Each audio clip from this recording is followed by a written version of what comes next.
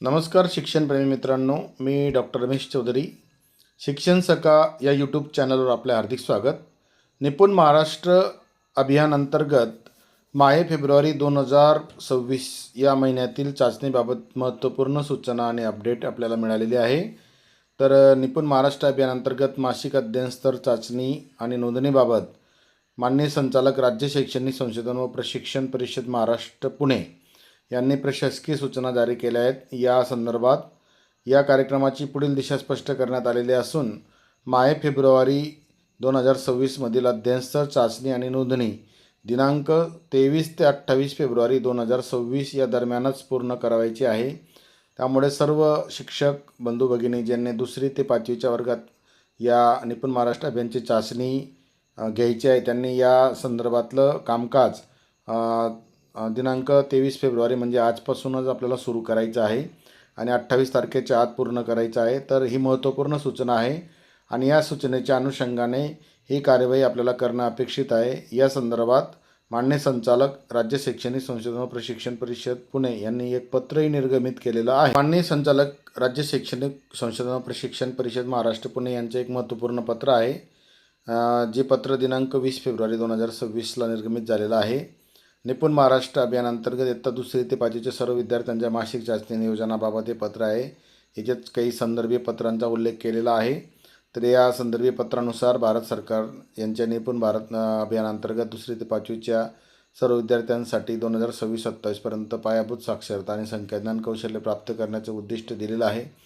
त्या अनुषंगाने आपण महाराष्ट्र शासनाने 5 मार्च 2025चा शासन निर्णय या निर्गमित केला होता. त्यानुसार मार्च 25 ते जून 25च्या दरम्यान अध्ययनस्तर चाचणी VSK बोर्डवर नोंदवली होती आणि आता आपण जर बघितलं तर सध्याच्या काळात ऑगस्ट 2025 ते ऑक्टोबर 2025 या कालावधीतसुद्धा पर्यवेक्षण यंत्रणेमार्फत पुनर्चाचणी नोंदणी झाली आणि डिसेंबर 2025 पासून मासिक अध्ययनस्तर चाचणीचे टप्पे शिक्षकांमार्फत पूर्ण केले जात आहेत.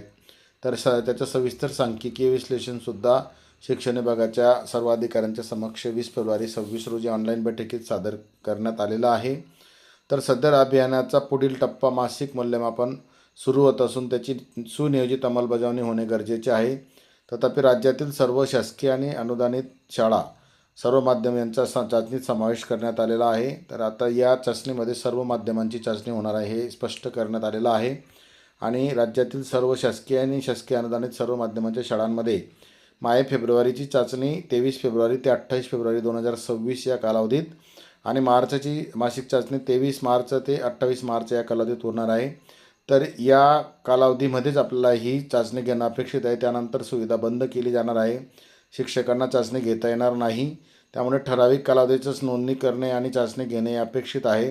तर इयत्ता 2री ते 5वीच्या सर्व विद्यार्थ्यांची चाचणी मराठी वाचन, मराठी लेखन, संख्याज्ञान आणि संख्यावरील क्रिया या 4 विषयांची होणार आहे. मराठी व्यतिरिक्त इतर सर्व माध्यमातील इयत्ता 3री ते 5वीच्या विद्यार्थ्यांची चाचणी फक्त मराठी वाचन या विषयाचीच घेण्यात यावी. म्हणजे मराठी माध्यमाच्या व्यतिरिक्त जी माध्यमं आहेत जसं की उर्दू असेल, हिंदी असेल, इंग्रजी असेल, गुजराती असेल, तर या माध्यमांच्या शाळांसाठी इयत्ता 3री ते 5वीच्या विद्यार्थ्यांची फक्त मराठी वाचन चाचणी घेण्यात यावी असं याच्यात स्पष्ट केलेलं आहे. शिक्षक, मुख्याध्यापक, पर्यवेक्षण यंत्रणा यांच्या संदर्भात सर्व अहवाल या ॲपवर उपलब्ध आहेत आणि ॲपवर उपलब्ध याच्यानुसार आपण कृती कार्यक्रमसुद्धा घेणं अपेक्षित आहे. तर अशा प्रकारे महत्त्वपूर्ण अपडेट आपल्याला दिलेले माननीय संचालक राज्य शैक्षणिक संशोधन व प्रशिक्षण परिषद महाराष्ट्र राज्य पुणे.